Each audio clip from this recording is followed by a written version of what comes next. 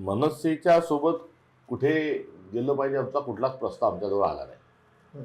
मुंबईच्या संदर्भात जर बोलायचं झालं मुंबईत तर मुंबईमध्ये स्थानिक कार्यकर्त्यांचा खूप आग्रह होता की आम्हाला स्वबळावर किंवा इतर जे पक्ष आहेत छोटे त्यांच्यासोबत आघाडी गेली तर चालेल, पण मोठे जे पार्टनर्स आहेत ते नको, कारण आम्हाला यावेळेस निवडणूक लढायची आहे.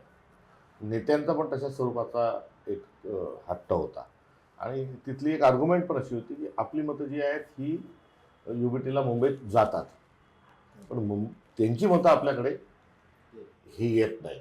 त्यामुळे एकदा आपण वेगळं लढून जे आहे हे प्री इलेक्शन पोस्ट इलेक्शन आपल्याला शिवसेना आपला युबीटी आहे त्यांच्यासोबत जाता येईल, मात्र असं लढलं पाहिजे ही त्यांची भूमिका होती, त्यांचा आग्रह होता आणि स्थानिक कार्यकर्त्यांचा विषय असल्यामुळे तो निर्णय पक्षाने घेतला.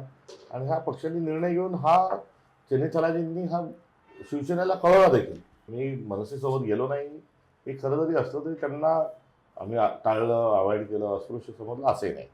हां, त्यांच्यासोबत जाण्याचा जर निर्णय असता तर त्याच्यात एक कॉमन मिनिमम प्रोग्राम त्याच्यासोबत आम्ही ठरवला असता. म्हणजे रँडमली तसंच चाललं जा असं काही हे होऊ शकलं नसतं, कारण शिवसेनेसोबतही काँग्रेसचे तीव्र मतभेद होते.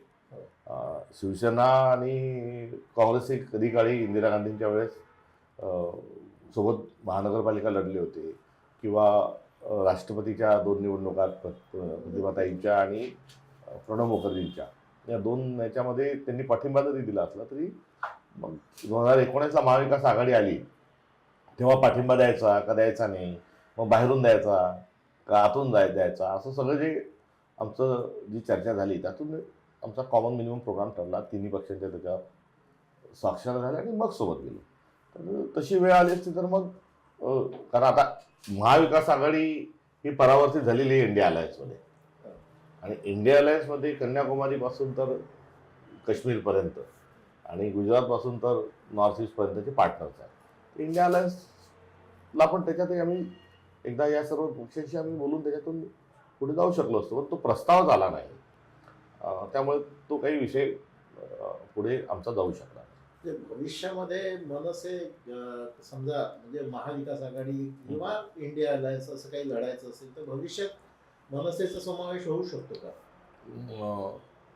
भाषा, प्रांत, जेंडर, भूगोल याचं पोलरायझेशन जे आहे हा पोलराइज म्हणजे जो भेद निर्माण करणारा किंवा जातीवाद करून असं पोलरायझेशन करणाऱ्या कोणत्याच विचारासोबत काँग्रेस नाही.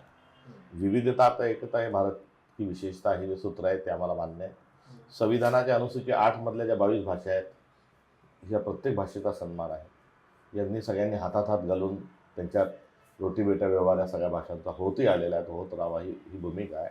मराठी ही महाराष्ट्राची नुसती भाषाच नाही, संस्कृतीच नाही, तर तो मराठी ही आमचा धर्म देखील आहे आणि त्या अनुषंगाने त्याच्यात पुढे तडजोड करण्याचा विषय नाही. मराठीचा अज्वल अभिमान हा काँग्रेसलाही तेवढा आहे.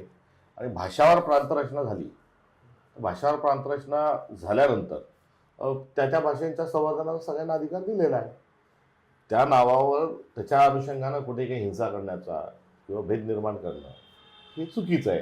ही काँग्रेस पक्षाची मनसेच्या पेक्षा वेगळी असणारी ही भूमिका आहे. मराठीचा जो आता मुद्दा आला आता संवर्धनाचा, त्या अनुषंगाने जो 3री पासून हिंदी कंपल्सरी जी देवेंद्र फडणवीसांनी जी केली होती त्याला सर्वात आधी विरोध काँग्रेसने केला होता.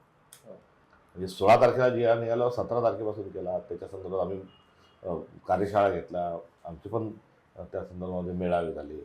शिवसेनेचा हा लक्षवेधी ठरला कारण ते 2 बंधू येत असल्या, पण आमची भूमिका ही जी शिवसेनेची मनसेची भूमिका होती तीच आमची होती. आमच्या बोलण्यामध्ये खळखटाक नव्हतं. आम्ही मारू नये, आम्ही शिकवू,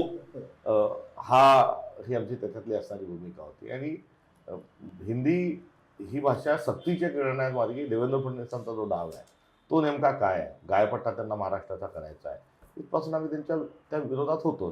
तर मराठी हा सर्वांचाच विषय आहे, तो काही एकटा काँग्रेसचा, मनसेचा, शिवसेनेचा नाही. आणि त्याच्या संवर्धनासाठी सगळ्यांनीच प्रयत्न केले पाहिजे. त्यामुळे मराठी ही मोनोपॉली कोणाची असू शकत नाही. तिचे संवर्धन खरंच झालं पाहिजे. क्लासिक लँग्वेज ज्या भाषेचा दर्जा दिला, मात्र तो नुसता जसा अरबी समुद्रात शिवाजी महाराजांचा पुतळाचं भूमिपूजन झालं त्याच प्रवर्गात आहे, कारण त्यानंतर प्रत्येक विद्यापीठामध्ये मराठी डिपार्टमेंट असणं किंवा त्याचं जे बजेटिंग असणं हे काही केलेलं नाही. त्यामुळे हा राजकारणाचा विषय हा पोलरायझेशनच्या अनुषंगाने असू शकत नाही, हे काँग्रेसचं ठाम मत आहे.